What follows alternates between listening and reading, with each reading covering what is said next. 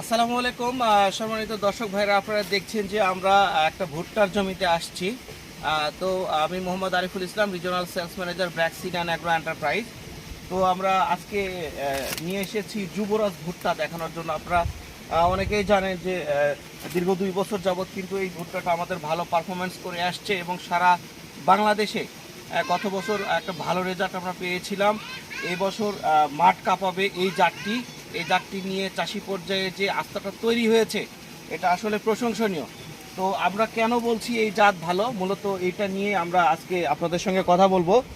তো শুরুতেই সবচেয়ে বড় বৈশিষ্ট্য হলো এটা 5টা এবং 6টা গিটের মাঝখানে 2টা করে মোচা থাকছে। পাশাপাশি মোচাগুলো চওড়া, লম্বা, যেটা চাষিরা পছন্দ করে, যেটা থেকে চাষিরা আশা করতে পারে যেটা ফলন বেশি হবে। পাশাপাশি গাছগুলো কিন্তু খুব বেশি মোটা তাজা হয় না। বেশি মোটা তাজা হলে হয় কি, ঝড়ে ভেঙে যাওয়ার একটা প্রবণতা থাকে।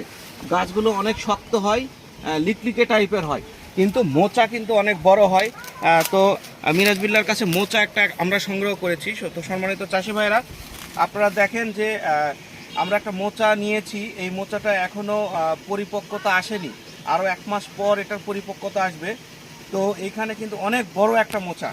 তারপরে যদি আমরা ভিতরে র্যাকেশটা দেখি, হ্যাঁ, র্যাকেশটা অনেক চিকন থাকে এবং র্যাকেশের কালার কমলা, কি বলে, কি কালার, চকলেট কালার হওয়ায় কিন্তু হ্যাঁ এটা চাষিরাও পছন্দ করে। পাশাপাশি চকলেট কালার হলে কিন্তু আপনার মোচা ভুট্টার গ্রেনের সঙ্গে, ঠিক আছে, এই আবরণগুলো কিন্তু থাকে না, বিধায় চাষিদের মাড়াই করার সময় একটা সুবিধা হয়। তো সব কিছু মিলেই বিশেষ করে আমরা এখন বর্তমানে আছি দাদন চক শিবগঞ্জ, চাঁপাইনবাবগঞ্জ জেলা। তো এখানে প্রচুর পরিমাণে ভুট্টা, আমাদের যুবরাজ ভুট্টা চাষ করেছে চাষি ভাইরা, এবং চাষিরা খুব বলছে যে এইবারে এই ভুট্টাটা অত্যন্ত ভালো হবে। তো ধন্যবাদ সবাইকে, আমাদের পাশে থাকবেন। আসসালামু আলাইকুম।